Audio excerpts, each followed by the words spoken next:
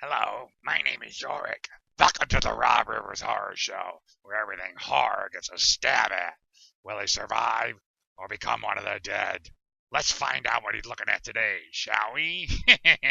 Okay, today we got a little bit of a theme going on here again. I like to try to keep with themes because I think people can just view the films a little bit better here. There is one offbeat on it with the theme here. But first film we're going to look at is The Blair Witch Project. Now, three young film documenters head off to the wilderness to uncover the myth of the Blair Witch. Along the way, they meet people who know about the Blair Witch and the legend, and of course, we get their insights on it and whether they believe the story or not. Now, when they make their way into the woods, they come across some weirdness and they mess it up. They see like a pile of rocks, and then one of them kind of bumps into it and spills the kind of rock, and they're like, oh, "You just didn't do that, did you?" And I'm just like, I'll admit, I was just like, how do you know some kid didn't make that? Just because it was a pile of rocks? Oh well. So they end up lost, and something is bothering them at night.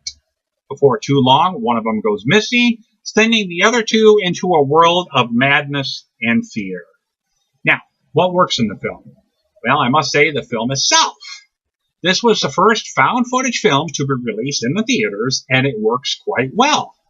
The characters are real enough to sympathize with them, and the terror that dwells around them is small but is effective. Sometimes little means more, and it works here.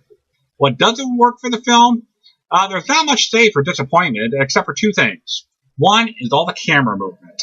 All right, it jumps around more than a normal person would like. All right, and if you're one of these motion sickness people, you definitely want to avoid this because it's just like, whoa.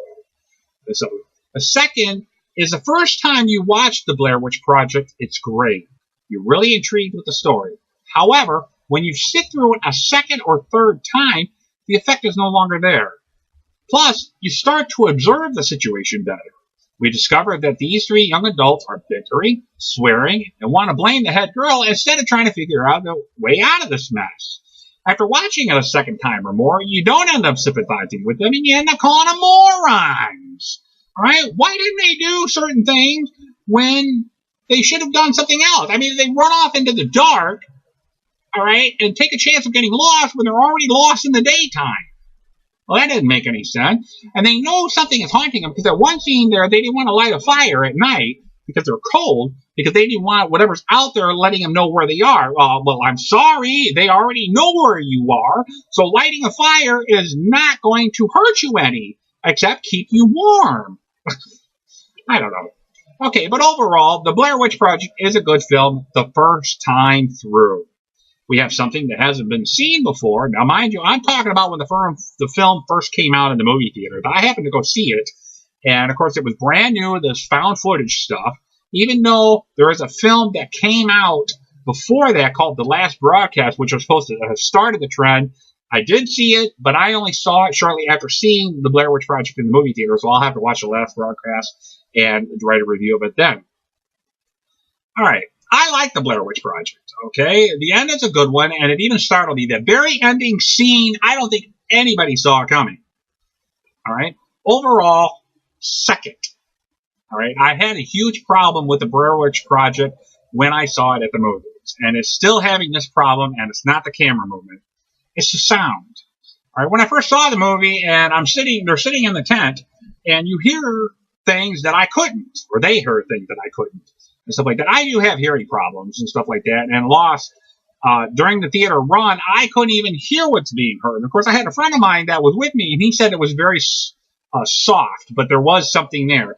Even on DVD with the subtitles or the closed captions, you're still not getting the true terror that they are going through. So if anybody has a hearing problem with this, you're not going to get the full effect of the film. All right? So I'm telling you right now that the sound does have an effect on the terror that is coming across in them. You don't see it, but it is be heard. With all that said and done, my grade for this film is a B+. I do recommend seeing this film at least once. Check it out. And go to our next film, which is the sequel to the first film, The Blair Witch Project 2, Book of Shadows. All right, now coming off the success of the first film, people are cashing in on this whole idea of this witch living out there in the small town, which comes across as a real town. I really don't know if it's a real town or not. I haven't really gone into it to see if it is or not. Now, we got this young guy who is loading up some newcomers to take him on a Blair Witch Project tour, and one of the girls is clairvoyant. The other two are doing a book, and one is just kind of like a tag-along. And so they go on a Blair Witch Project hunt. They come to the point of the house where that was supposed to be the house in the film, and they set up cameras and get into a party, and they party all night long. Only to wake up in the morning, the cameras are destroyed, as well as the paperwork for the book that the others were writing. And to make things worse, nobody remembers what happened for 5 hours of the night. Somehow the clairvoyant chick knows where the tapes are that were supposed to be in the cameras. All right, they get them and they head back to the main guy's house to see what happened. The tapes show nothing, but it does trigger a bunch of madness overcoming his house. All right, now what works in the film is the idea of the story. All right, we watch everything that goes down, wondering what is going on. What happened in these 5 hours, and what does it have to do with the Blair Witch? The acting is okay. There's not much in gore. There is some nudity because the one chick is she's pretty hot, guys. She's pretty hot. So what doesn't work in the film is the idea of the Blair Witch. It does not have a connection to the Blair Witch Project or anything to do with the Blair Witch, and which means we are left with more questions than answers. Excuse me. This is the biggest downfall of the film. From watching it, you can tell that they used the success of the Blair Witch to help sell this movie. If they had used another location and had nothing to do with the Blair Witch, the movie might have just been a little bit better. Overall, there is more going on in the film than we are fed, which could be a good thing, but in this film, things just don't add up. I like the idea of the film where people can lose a sense of time. We've seen it done many times, and it can trigger things. I know people might have had even incidences in their own life where they wake up with a person next to them the next morning. They have no idea who that is, and some kid with an accent playing with your feet. But when it comes to this movie and the end, I did not feel satisfied at all. My grade for this film is a C-. It just falls underneath average. Sorry. For our next film. Now, we've done the Blair Witch Project 1 and 2. Let's go back to found footage film. All right. This one is entitled The Frankenstien Theory. All right. This is actually kind of, I don't know, this was kind of neat. Some college kids head off with a guy that claims the book Frankenstein by Mary Shelley, including the monster, is a real story, and his ancestors did it. Well, his idea of the monster is still alive and wants to make contact with it. So they head off to the Antarctic where they can find the monster. The guy lays us all out and why he feels the monster is in a certain area and everything like that. Most of the movie is them getting there. And later, of course, they team up with a guy that leads them out into the ice field. They end up finding the monster, but he's not a friendly person. All right? They find themselves trapped in a Ural, which is a cabin-like structure out for the ice, and they hear the monster growling outside and is making a lot of noise. All right? And, of course, it is killing them off. So, what are they going to do? Now, what works in this film? I must say I was intrigued by this idea. At first I thought I was set up for really something kind of stupid, but as the movie started going and as they started playing this, it actually started being executed well. And the acting is okay. I was really shocked with this. We don't get to see the monster much, which is a good thing, okay? As I've said previously in the Blair Witch Project, that sometimes less is more. And being stuck in the Ural was like them being stuck in the tent. The growls and the attacks are much more effective than actually seeing this thing attack. All right? What doesn't work in the film is the setup. All right? Like I said, it takes most of the film to get to where we're going. And it being a found footage film, you know what that includes. All right? A bunch of useless dialogue. And, of course, when it's a found footage, you know how the ending, even though the ending is neat, you know how it ends. Okay? And none of these films end on a good note. All right, overall, the Frankenstein theory is a good idea, and it is handled well. You don't end up with some bad acting and bad dialogue with a bunch of swearing and blame. It does become, like I said, a Blair Witch Project type when they're stuck inside that Euro with the creature outside. However, if this film had come out before the Blair Witch Project, I think it would have succeeded. It does do well in a standalone era, right? As if you've never seen a found footage film, this is actually going to do pretty good for you. And my grade for this one is a C+. I felt it was just above average of your normal found footage film. Hey, you know what time it is? It's Screamer time!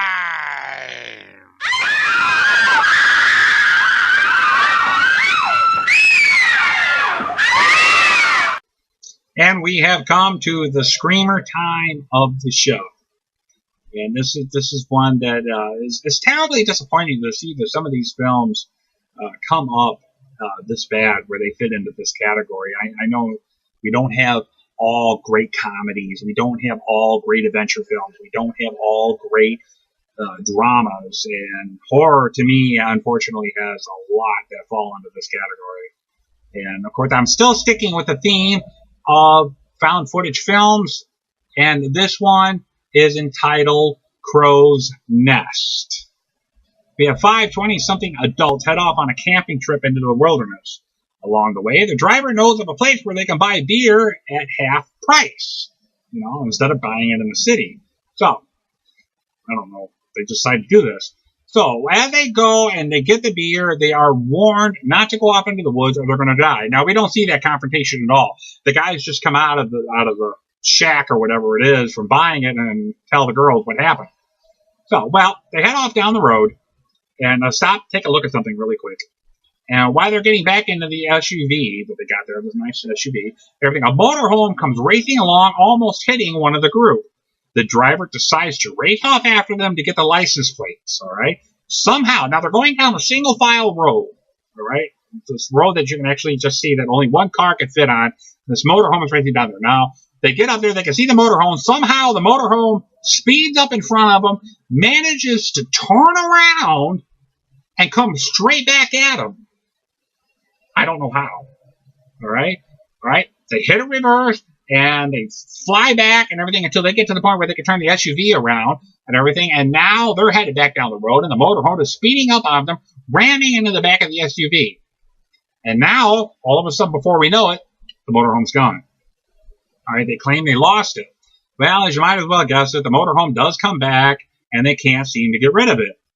All right, during the course of this all, the motorhome does end up killing one of them because they stop and try to make a rest. The motorhome comes by, wipes one of them out.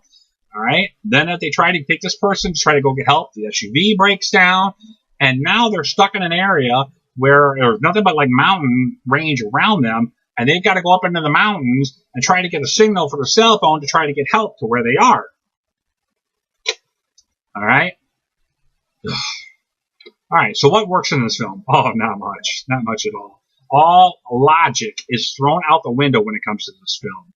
I don't know how this motorhome was even capable of doing anything that could outmaneuver this SUV. All right?